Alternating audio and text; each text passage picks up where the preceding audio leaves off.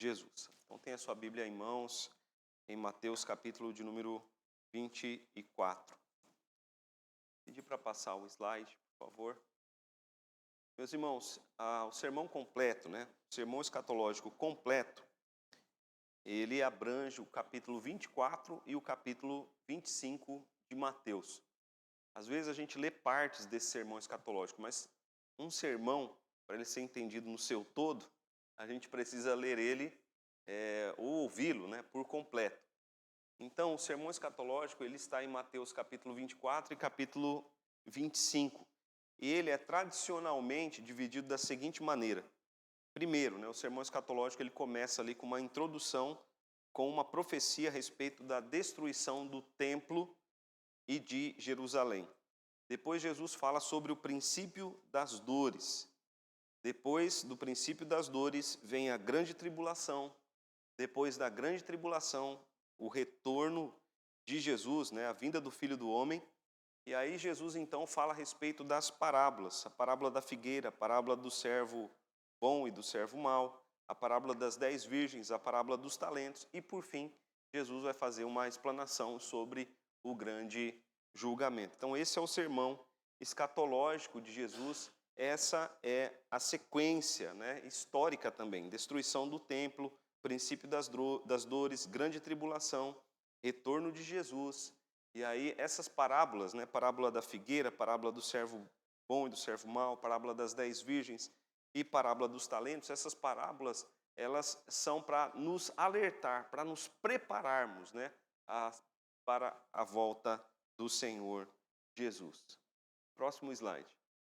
Então nós vemos ali em Mateus capítulo 24, os versículos 1 e 2, a profecia a respeito da destruição do templo, que nós já falamos semana passada, mas vamos ler o texto, os versos 1 e 2, onde nós vemos ali, Tendo Jesus saído do templo, ia se retirando, quando se aproximaram dele os seus discípulos para lhe mostrar as construções do templo. Ele, porém, lhes disse, não vedes tudo isso?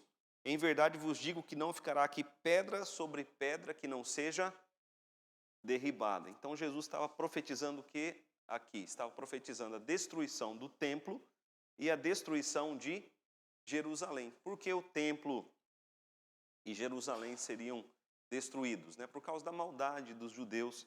Eles não receberam Jesus, não o receberam como Senhor e Salvador. Eles o rejeitaram, eles o crucificaram. E por isso, a medida da iniquidade deles se encheu. A medida da iniquidade deles se encheu, como está ali no capítulo 23, verso 32. No capítulo 23, verso 32, diz assim, enchei vós, pois, a medida de vossos pais. E Jesus aqui, mais uma vez, então, no capítulo 24, profetizou a destruição do templo de Jerusalém. Nós sabemos que no ano 70 depois de Cristo, o templo ele foi destruído e Jerusalém também, Como diz ali o versículo de número 38 do capítulo 23, Jerusalém ficou deserta. Jerusalém ficou deserta. Agora veja, meus irmãos, interessante, eu estava pensando nesse final de semana a respeito disso. Se Deus agiu assim, tão rigorosamente, para com o povo da aliança, para com o povo de Israel, como é que Deus não vai agir para com aqueles que rejeitam Jesus, para aqueles que se entregam ao pecado? E hoje em dia há uma filosofia, uma pregação que diz que Deus ele é amor e o Deus que é amor não pune. Então há esse pensamento. Mas, meus irmãos, esse pensamento ele não é bíblico. Se nós queremos conhecer Deus verdadeiramente, nós temos que ir para as Escrituras, porque a Bíblia ela mostra verdadeiramente quem é Deus. E o Deus que é amoroso também é um Deus que é justo, Um Deus que é justo, um Deus que é firme nas suas ações. Então, se Deus agiu assim, eu estava pensando, para com os fariseus que eram religiosos, embora exerciam a sua religião com o fim de serem vistos pelos homens e não de glorificarem a Deus. O que é que Deus vai fazer com aqueles que se entregam inteiramente ao pecado? Então, meus irmãos, nós temos que temer a Deus. O temor do Senhor é o princípio da sabedoria, né? E temer a Deus consiste em quê? Quando nós olhamos para as Escrituras, nós vemos que o temor do Senhor consiste em obedecê-lo, em observar os seus mandamentos. Porque tem muita gente que diz, temo a Deus, mas faz aquilo que quer e não aquilo que Deus quer, né, de nós. Então, a primeira parte nós vimos sobre a destruição de Jerusalém. Próximo slide. O princípio das dores.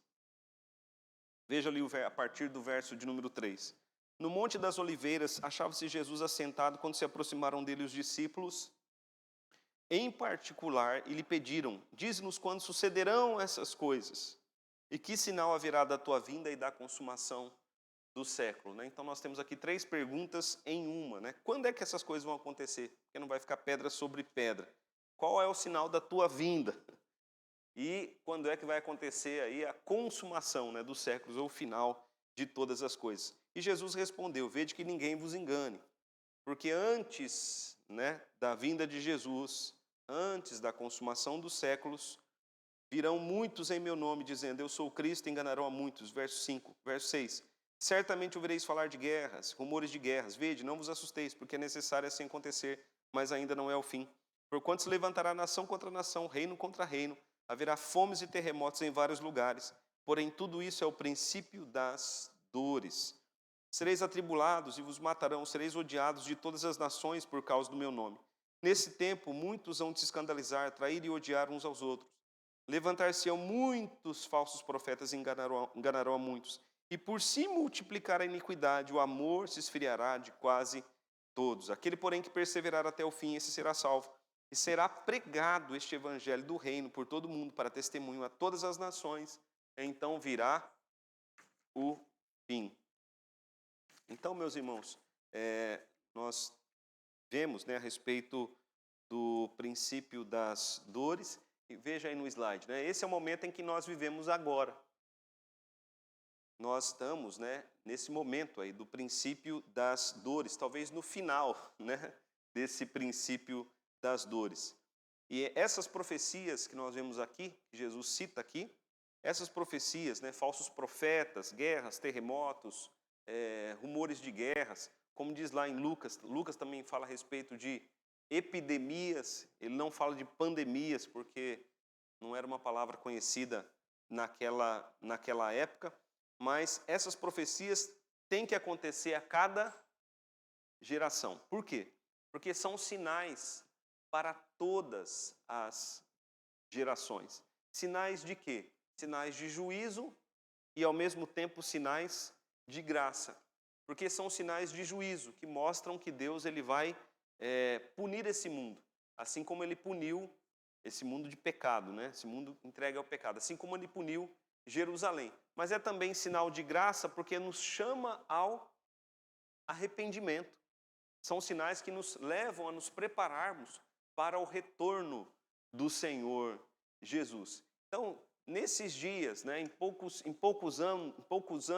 nesses poucos anos, o que é que nós vimos? Uma pandemia, que é uma epidemia, né, generalizada. Nós vimos também guerras, estamos vendo também terremotos. Terremoto lá na Síria já matou quase 50 mil pessoas. Fomes nós vemos, em várias partes do mundo. Então, se você observar o texto, ali no verso 6, diz assim, é necessário que essas coisas aconteçam, né? É necessário ainda isso acontecer. Por que é necessário? Por que é necessário que isso aconteça? Justamente como eu disse, porque são sinais de juízo e são sinais de graça. Então é necessário, né? É necessário que o mundo seja avisado e é necessário que o mundo seja despertado também, né? O mundo dos crentes seja despertado para o arrependimento. Então, esses sinais, se nós olharmos para a história da humanidade, nós vamos ver que eles não são um privilégio da nossa geração. Eles aconteceram em todas as gerações. E eles vão acontecer em todas as gerações até que Jesus Cristo venha. Só que observe ali no slide. Esses sinais eles vão aumentar em proporção e intensidade quando a volta de Jesus estiver mais próxima. A ideia é que, vamos dizer assim, os terremotos eles vão ser mais frequentes e mais fortes. Então esses sinais eles vão, as guerras, né, talvez fomes, esses sinais eles vão aumentar em intensidade quando a volta de Jesus estiver mais próxima. Eles são sinais de juízo e graça, né, ao mesmo tempo. Veja aí no slide. Anunciam um juízo final, que são juízos parciais. São juízos parciais, né? Essas coisas que têm que acontecer são ruins aos nossos olhos. São juízos parciais, que anunciam um juízo final e um castigo eterno, muito maior do que qualquer sofrimento que alguém possa experimentar nesta vida. Por quê? Porque o que é o castigo eterno? Como nós falamos, é o castigo eterno, né? Onde o fogo não se apaga e o verme não se consome. Esses sinais são também um ato da graça, pois servem de alerta para a igreja, anunciando que a vinda de Jesus está próxima. E aí nós temos a palavrinha final ali, arrependei-vos. Né? Os irmãos se lembram da pregação de Pedro lá em Atos 2? Salvai-vos dessa geração perversa. Né? Pedro nos chama ali ao arrependimento. Próximo slide. Então os sinais, eles são esses aí, né, em lista. Falsos mestres e apostasia, guerras, fomes, terremotos. Lucas capítulo 21 fala de epidemias, são o princípio das dores. A perseguição contra a igreja, e aí um sinal que é muito importante nós notarmos ali no verso de número 11, que é o aumento da iniquidade. Aliás, no verso de número 12, né? No slide está o verso 11, mas você procure na sua Bíblia no verso 12. E por se multiplicar a iniquidade, o amor se esfriará de quase todos, né? Esse amor, meus irmãos, que se esfria, é o amor a Deus sobre todas as coisas, é o amor ao próximo como a si mesmo, mas é o amor também generalizado, né? Que vai se esfriando, até mesmo o amor de um pai por um filho, o amor de um filho por um pai. Nós vemos que o aumento da iniquidade tem feito com que o amor se esfrie, né? Se esfrie. Então, esses tempos atrás, eu ouço muitas histórias, né, de filhos que simplesmente abandonaram ou não visitam mais seus pais ou não lhes dão nenhuma atenção. Esses dias eu ouvi um relato que me deixou simplesmente chocado também a respeito disso, de um filho que se mudou para muito longe, mas antes da mudança, ele tinha a mãe ao lado ali da sua casa, doente. Ele nem foi vê-la, simplesmente se mudou. Então, isso é o que, meus irmãos? O amor se esfriando. É um sinal dos nossos tempos. A iniquidade, ela tem o quê? Se multiplicado. E nós vemos que a tecnologia, né, a internet, ela tem globalizado o pecado. Tem globalizado o pecado. Nós vemos que as mídias, né, as telas, vamos dizer assim, têm feito com que as pessoas se acostumem ao pecado, e o pecado que antes era algo condenado, tem se tornado algo comum, algo normal, algo aceito até mesmo pela igreja, em muitos casos. Mas isso tem feito simplesmente que o amor se esfrie, o amor de quase todos. Por que ele não diz aqui todos? Porque sempre haverá amor na igreja.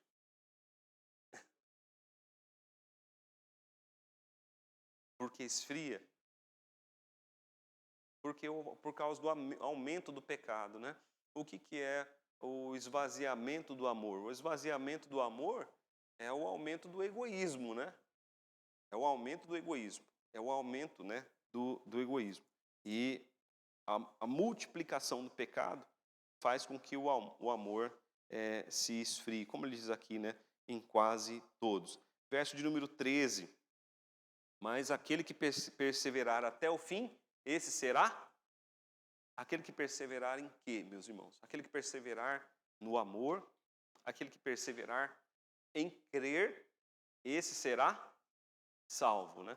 lembrando, como diz o reverendo Felipe Fontes, o amor, meus irmãos, ele não é algo simplesmente abstrato, né? Indefinido. E hoje as pessoas falam de amor, amor, amor, mas quando a gente pede, né, defina o que é amor para você. Essas pessoas, elas não têm nenhuma definição de amor. Amor para elas é um sentimento. Que hoje eu sinto por um, amanhã eu sinto por outro.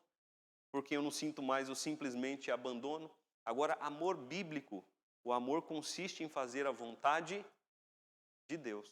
Jesus disse, aqueles que me amam, eles vão guardar os meus mandamentos, né?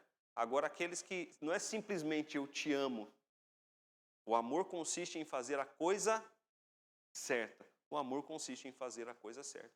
O amor verdadeiro, ele tudo sofre, tudo suporta, tudo espera.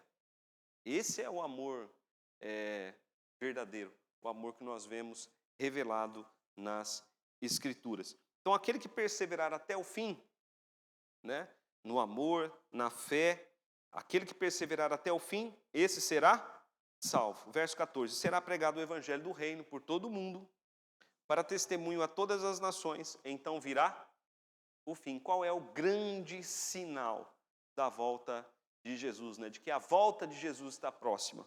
O evangelho pregado por todo mundo. Esse é o grande sinal. Porque ele diz aqui, será pregado o evangelho do reino. Lembrando que Mateus, ele tem o tema do reino, por todo o evangelho. Será pregado o evangelho do reino, por todo mundo, para testemunho a todas as nações. Então virá o fim. Veja, meus irmãos, ele não diz que todas as pessoas vão ouvir, ele não diz que haverá uma conversão global, ele não diz isso. Ele diz que será pregado o evangelho a todas as nações. Então vem o fim. Agora, é interessante isso, né? Quando é que o evangelho vai chegar a todas as nações? Talvez já está chegando. Talvez já está chegando. São muitas denominações que têm muitos missionários. Só a Igreja Presbiteriana do Brasil tem mais de 200 missionários no estrangeiro. Agora imagine, nós somos uma denominação. Tem outras denominações, também com missionários, pregando o evangelho por todo o mundo. Há muitos países que enviam missionários. Estados Unidos envia missionários, estou falando só de presbiterianos. Coreanos enviam missionários, holandeses enviando missionários. São muitos missionários, meus irmãos. Ou seja, não dá nem para a gente acompanhar todo o trabalho missionário. E o evangelho está sendo pregado. Pode ser que hoje mesmo ele já alcance todas as nações. O fato é que o evangelho vai ser pregado a todas as nações. É uma certeza que Jesus dá.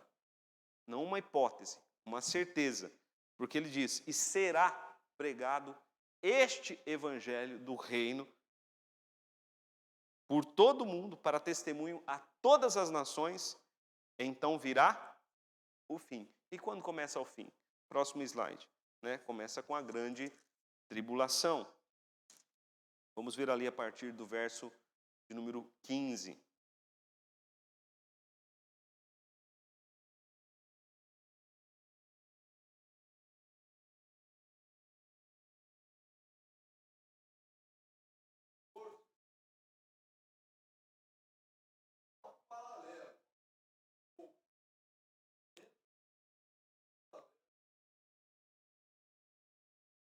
Sim.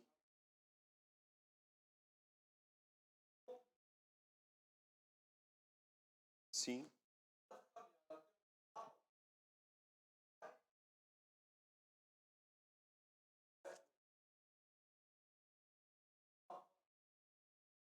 De fé.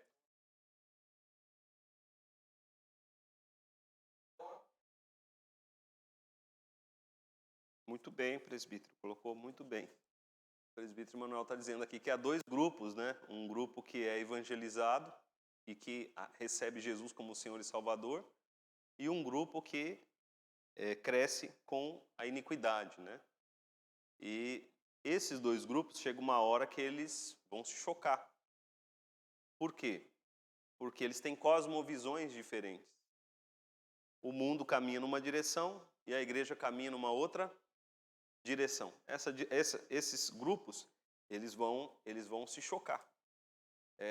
E o que vai acontecer, pelo que nós entendemos do texto aqui, é a grande tribulação, né? O mundo vai se levantar contra a igreja. Na nossa visão presbiteriana, a tribulação ela é contra os crentes, né? É um levante do mundo contra a igreja. E Deus é que vai salvar o seu povo. Mas veja, para a gente entender a grande tribulação, Jesus primeiro fala sobre a destruição de Jerusalém. Veja ali, né, Mateus capítulo 24, a partir do verso 15. Então, se você olhar para o slide,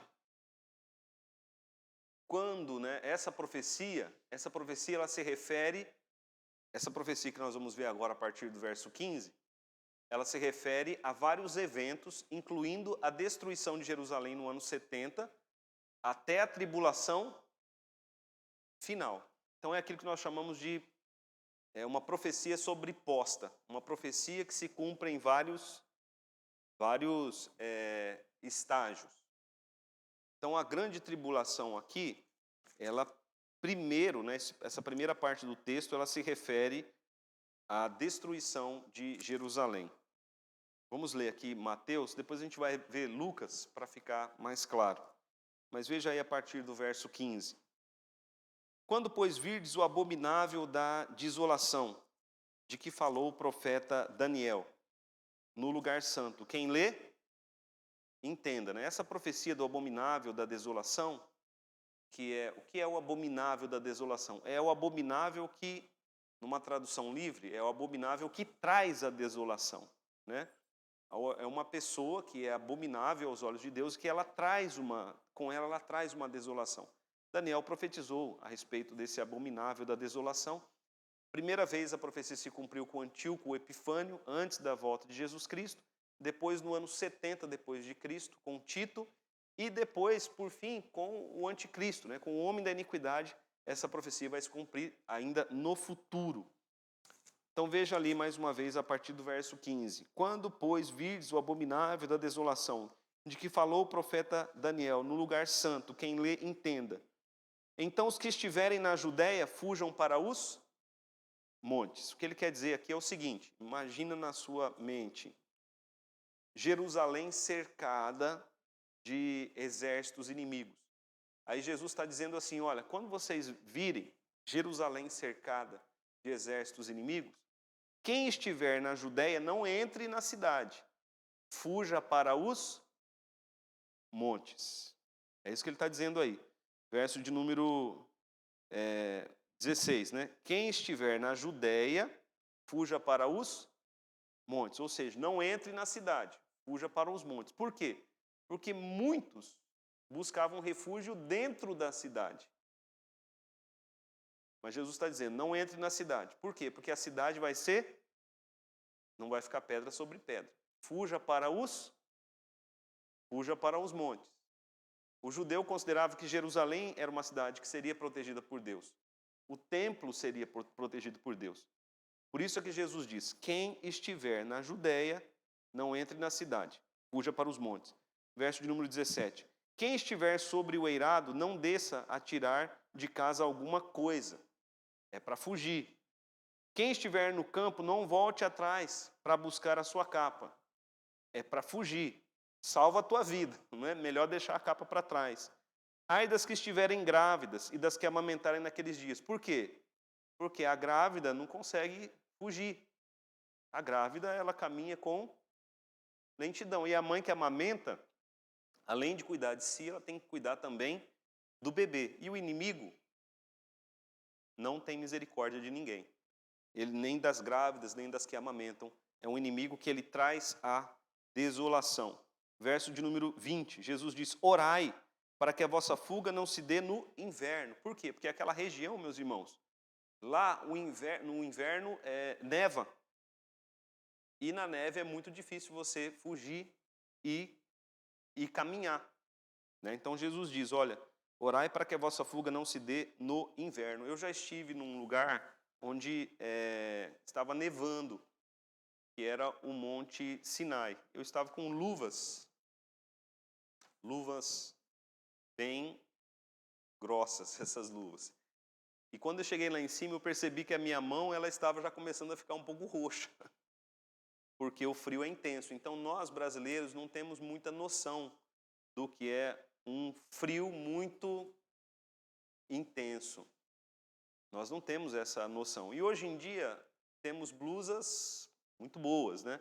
Mas naquela época a situação não era, acredito, como a de hoje. Então por isso Jesus disse, orai para que a vossa fuga não se dê no inverno, nem no sábado. Por que nem no sábado? Porque os judeus, eles haviam recebido o ensinamento dos fariseus de que no sábado eles não poderiam caminhar uma longa distância. Então muitos poderiam querer não fugir porque seria dia de sábado. Verso de número 21. Porque nesse tempo haverá grande tribulação, como desde o princípio do mundo até agora não tem havido, nem haverá jamais. Então aqui, por isso que nós falamos que é uma profecia sobreposta.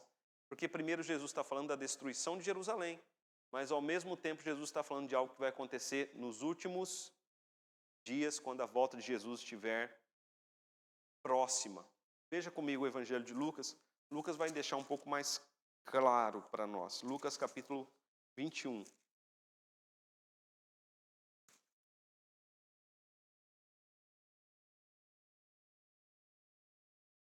Lucas capítulo 21.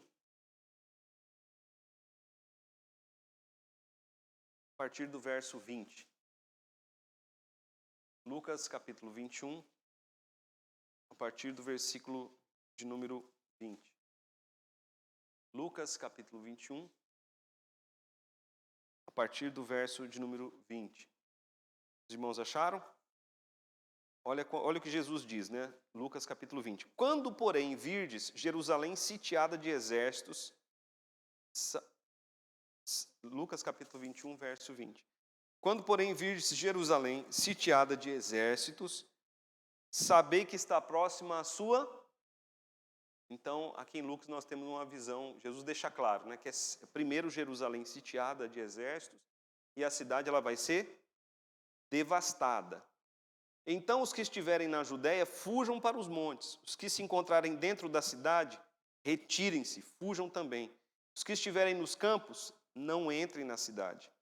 Porque estes dias são de vingança, para se cumprir tudo o que está escrito. Ai das que estiverem, essa vingança é uma vingança da parte de Deus, meus irmãos. Ai das que estiverem grávidas, verso 23. E das que amamentarem naqueles dias, porque haverá grande aflição na terra e ira contra este povo. Não vai ficar pedra sobre pedra, Jesus já havia dito. Jesus havia dito também que a cidade ficaria deserta. Verso 24. Cairão a fio de espada e serão levados cativos para todas as nações. E até que os tempos dos gentios se completem, Jerusalém será pisada por eles. Então, desde a destruição de Jerusalém no ano 70 até hoje, a cidade ela é pisada por gentios, né? Embora Israel foi reconhecido já como nação há pouco tempo atrás, fugiu agora o ano. Você lembra o ano, Manuel? 48, né? Mas a cidade ainda ela é pisada, né, por inimigos, porque a grande parte de Jerusalém, especialmente a parte do templo, a grande parte do templo, né, a principal, aliás, parte do templo, ela é dominada por árabes. Judeus não sobem naquele lugar. Então vê que a ira de Deus foi derramada, né, com muita força. Porém, Deus é gracioso, porque a salvação ela começou com os judeus. A primeira igreja ela nasceu em Jerusalém e sempre teve crentes ali em Israel, desde os dias de Jesus até os dias de hoje. Então veja lá Mateus 21, Mateus 24, volte lá para Mateus 24, versículo 21. Deu para entender, meus irmãos? Está dando para entender? Está confuso ou não? Está dando para entender? Alguém tem alguma dúvida?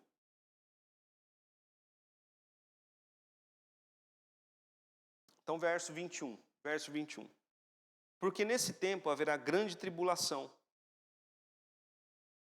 como desde o princípio do mundo até agora não tem havido e nem haverá jamais. Então, aqui, Mateus, ele está falando tanto da destruição de Jerusalém, quanto da grande tribulação que vai acontecer quando a volta de Jesus estiver próxima. Então, aqui nós temos uma profecia que, ao mesmo tempo, é duas profecias, né? Verso de número 21, vamos ler novamente para ficar claro. Porque nesse tempo haverá grande tribulação. Então vai haver uma grande tribulação, meus irmãos. Agora, né, colocando para o futuro, haverá uma grande tribulação quando o retorno de Jesus estiver próximo. Como desde o princípio do mundo até agora não tem havido e nem haverá jamais. Não tivessem aqueles dias sido abreviados, ninguém seria salvo.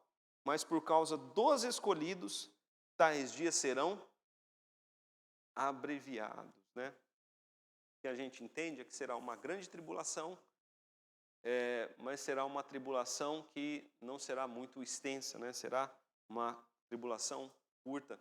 Por quê? Por causa dos escolhidos. Porque senão nem mesmo os escolhidos eles iriam suportar. Então a gente vê que a igreja vai fazer parte dessa tribulação. Por quê? Porque senão Jesus não estaria falando aqui a respeito dos escolhidos terem que suportar essa tribulação. Veja o verso 22. Não tivessem aqueles dias sido abreviados, ninguém seria salvo, mas por causa dos escolhidos, tais dias serão abreviados. Agora, meus irmãos, quando a gente pensa, né, na grande tribulação, a gente tem que pensar que na história do Antigo Testamento, no Antigo Testamento aconteceram várias tribulações. O povo de Deus sofreu várias tribulações. E todas as vezes que o inimigo se levantou contra o povo de Deus no Antigo Testamento, que não havia esperança, que o inimigo era muito maior, o que Deus fez? Deus simplesmente veio e trouxe salvação para o seu povo. E é o que Deus vai fazer no final da história. Então, aquelas pequenas histórias do Antigo Testamento, elas vão se repetir no final da história, onde nós veremos, então, a consumação dos séculos. Verso de número 23. Então, se alguém vos disser, eis aqui o Cristo, ou ei-lo ali, não acreditem. Porque surgirão falsos cristos, falsos profetas, operando grandes sinais e prodígios para enganar, se possível, os eleitos. Vede que vô-lo tenho predito. Portanto, se vos disserem, eis que ele está no deserto, não saiais, ou ei-lo no interior da casa, não acrediteis. Porque assim como o relâmpago sai do oriente e se mostra até no ocidente, assim há de ser a vinda do Filho do Homem. Onde estiver o cadáver, aí se ajuntarão os abutres. Olha só, meus irmãos, como ele descreve aqui a vinda de Cristo. A tribulação vai ser tão grande que alguns vão dizer assim, olha, Jesus está em tal lugar, né? Vamos para lá, como se ele fosse aparecer, ou como se ele fosse voltar apenas para um grupinho. Jesus diz não. Depois da minha ascensão, da minha subida aos céus, quando eu voltar, eu vou voltar entre nuvens, e todo olho verá. O livro de Apocalipse diz, até aqueles que o transpassaram, né? Então todo mundo vai ver a vinda de Jesus. Por quê? Veja o verso de número 27, ele vai voltar rapidamente. Porque assim como um relâmpago que sai do oriente se mostra, né, ou se vê até no ocidente, assim é de ser a vinda do Filho do Homem. Onde estiver o cadáver, aí se ajuntarão os abutres. Por quê? Porque será o retorno de Cristo, será um dia de salvação para os crentes, mas um dia de juízo e justiça para os iníquos, né, que estavam se levantando contra a igreja. Eles vão ser simplesmente cadáveres mortos, porque Cristo vai aplicar o seu juízo contra os descrentes, contra os ímpios, contra aqueles que têm destruído, né, toda a obra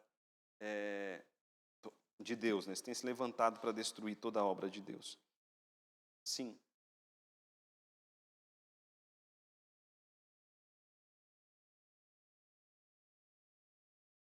Os abutres.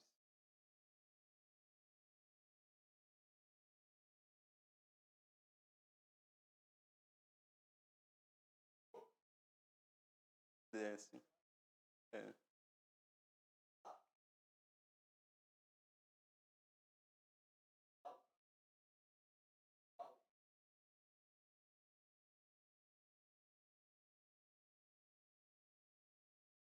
Modo geral, isso. A gente vê que aqui nós temos uma exposição sintética, né? Ele resume numa linha muita coisa, muita história, né? Muitos fatos. E esse texto é um deles, né? Onde estiverem os cadáveres, aí se ajuntarão os abutres. É como um enigma que nós temos que decifrar, né? Por quê? Porque é uma frase que mostra um grande acontecimento da história.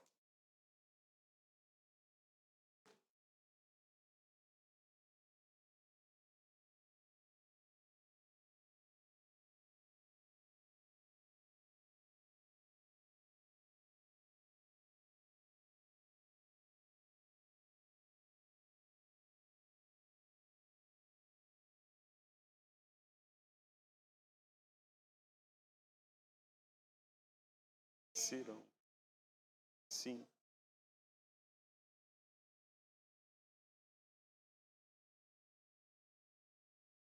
Acontecer. Sim. Sim.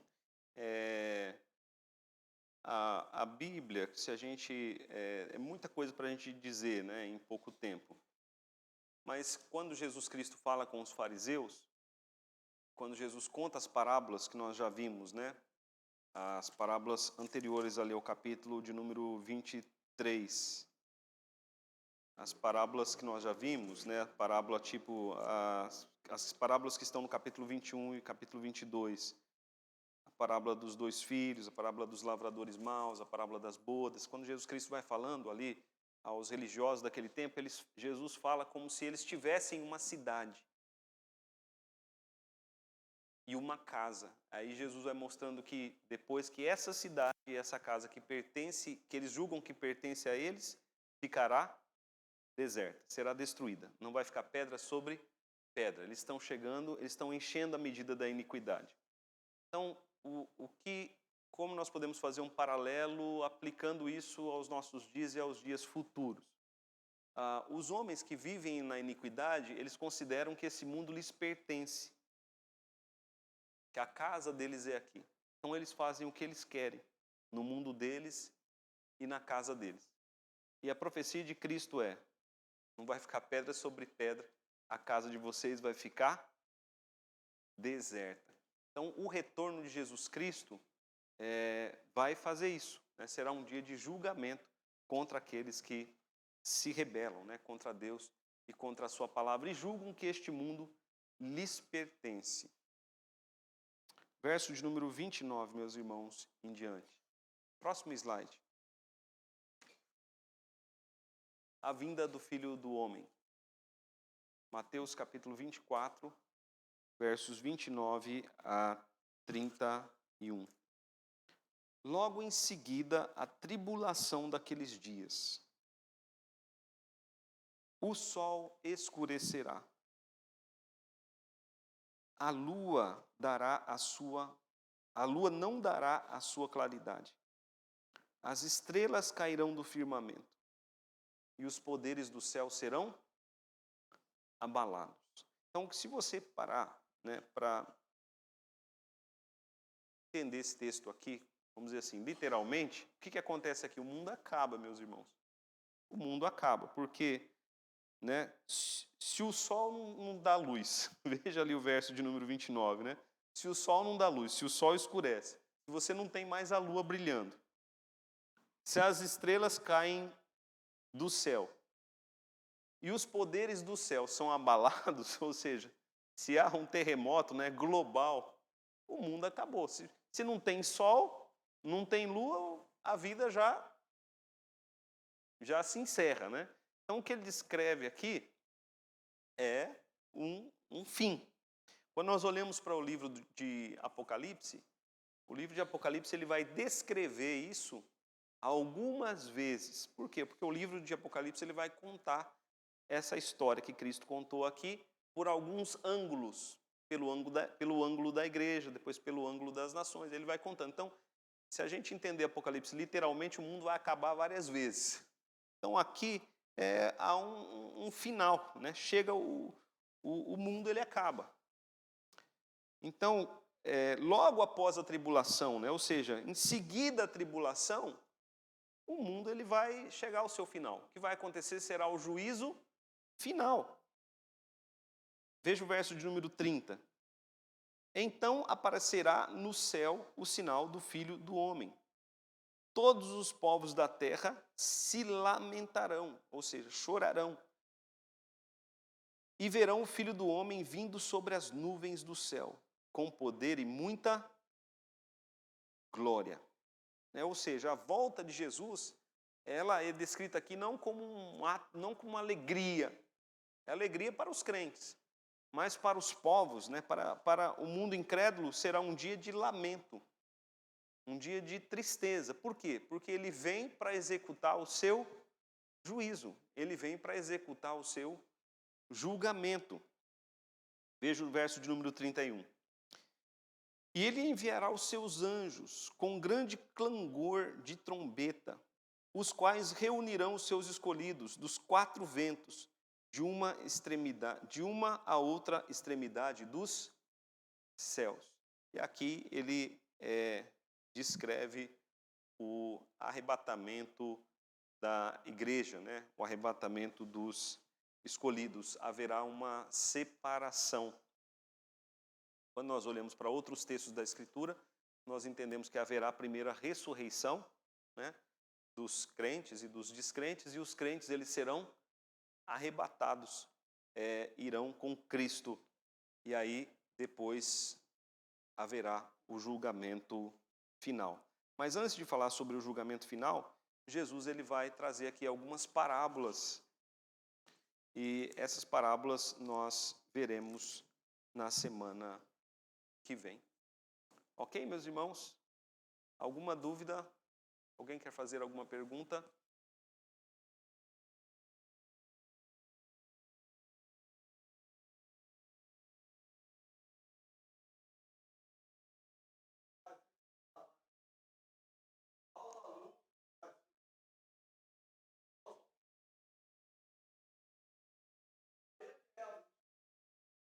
Sim. Sim, eu entendi. Mas aqui a gente também não deve entender o texto. O judeu ele tem uma maneira de escrever. Ele resume primeiro a história, depois ele conta um fato, depois ele volta naquele fato, né? E aqui o que acontece é que depois da tribulação, o que o autor quer dizer é que depois da tribulação o mundo ele vai ter um fim, né? Esse mundo ele vai ter um fim. E aí esse fim começa como? Com a volta de Jesus Cristo, o arrebatamento da igreja, né? Mas haverá uma luz. O próprio Jesus diz ali que ele vem sobre as nuvens, do céu. Ele vem sobre as nuvens do céu. Mas o que Jesus deixa claro é que nesse mundo, meus irmãos, esse mundo, nós tanto amamos, né, que nós tanto estimamos, que a Bíblia diz, né, não ameis o mundo, nem as coisas que há no mundo, porque o mundo passa bem como todos os seus desejos, né, fortes desejos, sua concupiscência, diz João. Então, esse mundo ele vai passar. Esse mundo que nós tanto amamos, ele não vai ficar pedra sobre pedra. Se Deus fez isso com Jerusalém, a cidade santa, a cidade que ele escolheu, se ele fez isso com o seu santo templo, se ele permitiu isso, né, que o abominável trouxesse desolação ali para o seu santo templo, imagina com este mundo que não tem nenhum temor de Deus, né, não tem nenhum amor a Deus, como mostra as Escrituras. Sebastião, mundo perverso. Ok. Vamos ficar em pé então, meus irmãos?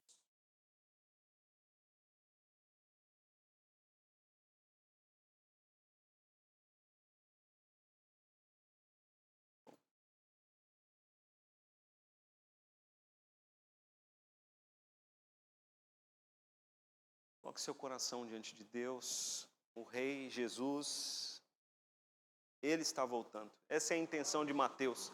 Mateus, com esse texto, Mateus, ele quer nos falar a respeito do retorno do Rei. E ele quer nos mostrar o quanto devemos nos preparar para recebermos esse Rei na sua vinda. Pai querido, em nome de Jesus Cristo, nós te louvamos, ó Deus, pela tua santa palavra. Te louvamos, ó Deus, porque por ela o Senhor tem edificado a tua igreja, o Senhor tem fortalecido a fé do teu povo. Pai querido, em nome de Jesus, nós pedimos a tua bênção sobre nós. Que nós possamos, ó Deus, nos preparar para o retorno de Jesus. Ele virá. E quando Ele voltar, Senhor, para nós não será um dia de lamento, será um dia de festa. Porque nós estaremos com o nosso Rei para sempre. Ele nos levará consigo para junto de si. Agora, Pai, em nome de Jesus, nós pedimos a tua bênção para o teu povo que está aqui. E pedimos, ó Deus, a tua bênção para aqueles que estão no retiro. E o teu favor para aqueles que estão viajando. Guarda o teu povo, Pai, em nome de Jesus. E reúne, ó Deus, a tua santa igreja para estar prestando culto a ti hoje à noite. Aqui, Senhor, nessa casa. E também no retiro e também em todos os lugares, ó Deus, onde a tua palavra será fielmente pregada. Nós oramos em nome de Jesus. Amém.